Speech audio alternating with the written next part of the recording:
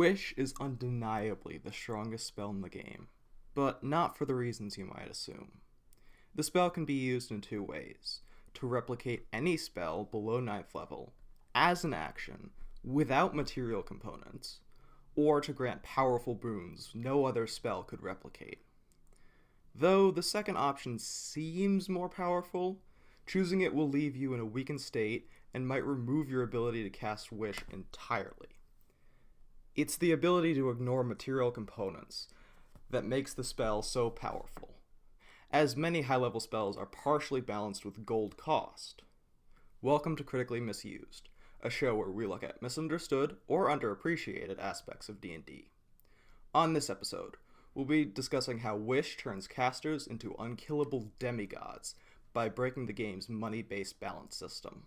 The reason some spells have a gold cost attached is to limit their use without making them higher level.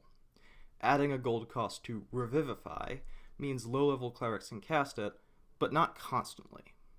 Spells with long-lasting or permanent effects also require gold to cast, since these effects can stack. It wouldn't be balanced if the players could build an army with free Planar Binding. However, Wish lets you circumvent these costs entirely and unbalance some otherwise limited spells. Clone grows a secondary body of you or another living creature, and holds it within a tank of amniotic fluids. When you die, your soul enters the clone's body instead of the afterlife, provided the clone is at least 3 months old. The clone can even be a younger version of you, reversing age and disease. The cost of casting the spell was meant to stop players from making themselves unkillable with dozens of hidden jars, but Wish makes that obstacle irrelevant. If you cast Clone through Wish, you gain an extra life every single time you long rest. To stop the jars from being stolen or destroyed, use Sequester and Demiplane to make them untrackable and unreachable. Clone doesn't impose a limit on how many clones you can have at once, nor does Demiplane limit the amount of secret rooms you can create. By this logic, every archmage you encounter should have dozens of hidden jars at least. This immortality can even be shared with allies. Resurrection lets you save those who died along the way. Once you know Wish, you and everyone you choose to protect becomes unkillable. Granted, there's still a bit of ambiguity in how Wish and Clone work together. Wish lets you duplicate a spell without material components, but does that mean you can cast Clone without the jar? If so, does Wish create the jar? Do you have to have the jar already?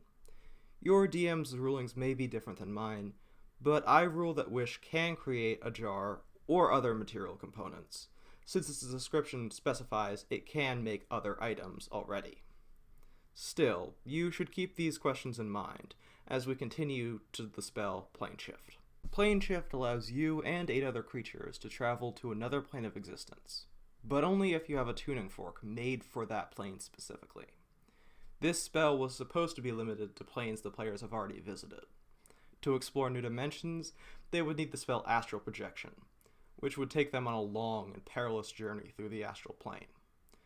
Unfortunately, since Wish removes the need for costly material components, players with 9th level spells can visit any plane they choose without any risky exploration.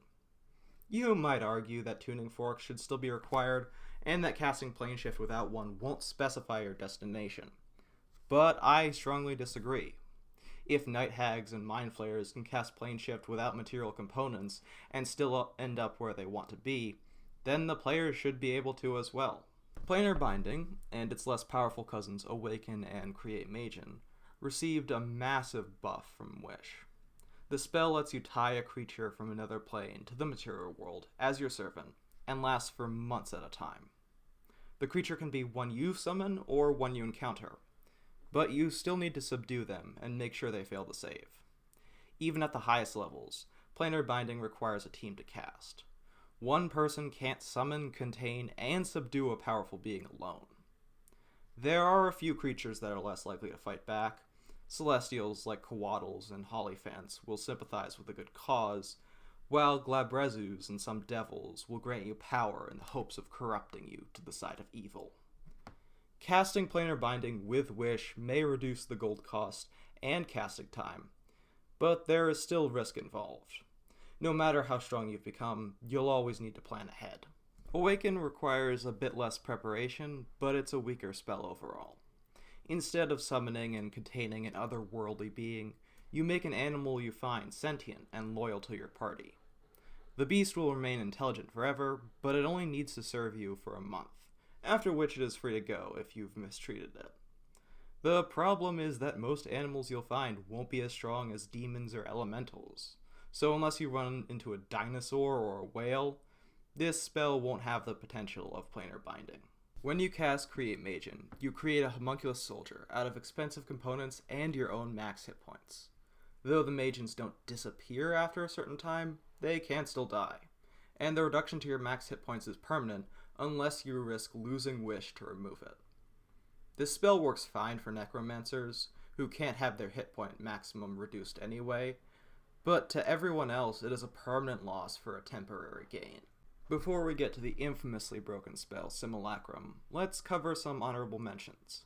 Mighty Fortress and Forbiddance let you build up an area's defenses, and they become permanent if you cast them regularly enough. During a campaign, they aren't worth your only 9th level spell, but they're a good way for retired adventurers and NPCs to fortify their homes. If there's going to be a year's downtime until your next adventure, pull a fortress into the material world from nothing just to prove you can. Instead of writing specific rules on how to craft a spacefaring vessel, the game designers crammed that functionality into the spell Create Spelljamming Helm. This practice paved the way for Warlock packs and Wizard spellscribing abilities to be converted to spells in 1D&D, and I can't help but think that's lazy design. Nevertheless, it is a spell balanced with gold cost, meaning players can instantly make a free Spelljamming Helm with Wish, rules as written. This might be a fun way to introduce Spelljammer to your setting, but your DM can easily argue you have no way of knowing such technology exists. Check in with them first if you really want to cast it. Finally, casting Contingency with Reincarnate gives you a bit of security until your cloned bodies are fully grown. All of these spells are useful, for sure, but they seem like cheap party tricks compared to the power of Clone, Resurrection, and, most of all, Simulacrum. Simulacrum creates a duplicate of you, or another creature, that can't regain hit points or spell slots, but otherwise has all the same abilities.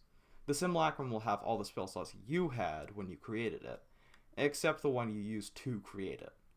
This spell doubles your daily spell slots for a hefty amount of gold, but, say it with me now, gold price no longer matters. As long as you pay full price for the first Simulacrum, that Simulacrum can cast Wish and make another Simulacrum of you for free, and so on to infinity. This spell is more unbalanced than any DM could account for the internet is full of builds exploiting it and Wish together. If you're going to start shenanigans with this spell, check in with your DM first to make sure it's okay. And DMs, you aren't out of line to ban this spell entirely. Past 17th level, 5e character progression purposefully abandons balance. The struggle against the odds gives way to a power fantasy of being as strong as the demigods and archmages that shaped the world before you. It's not a part of progression as much as it is a reward for the few games that make it this far. Wish might as well be flavor text, considering how few tables get far enough to cast it. But it rewards those that do with more power than they could ever conceive. It's the perfect end for any long-running campaign. The light at the end of the tunnel. Thank you for watching to the end of this video. If you've made it this far, consider dropping a like and subscribing, as well as suggesting topics you'd like to see me cover in the comments below. These less frequent but more thorough videos will probably be my new norm, as I want to give each topic the time and attention it deserves. Thank you to those of you who stuck with me, and safe travels until we meet again.